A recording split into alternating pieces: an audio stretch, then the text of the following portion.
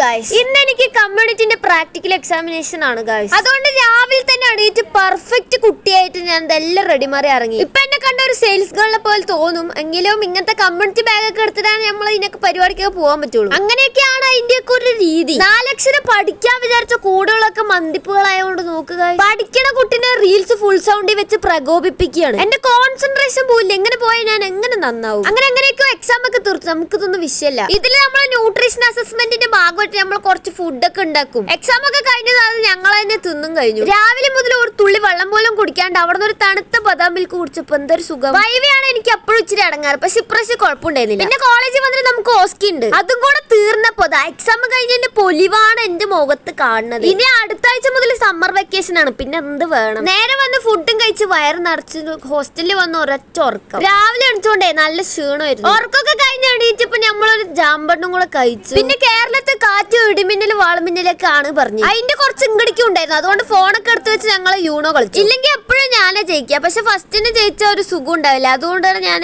വിട്ടുകൊടുത്തത്. പക്ഷെ ഈ പിള്ളേരൊക്കെ തോറ്റു പറഞ്ഞ കളിയാക്കും. പക്ഷെ നമ്മള് പ്രോ പ്ലേയേഴ്സ് മൈൻഡ് ആക്കരുത്. അപ്പൊ അത്രേ ഉള്ളൂ. ബൈ.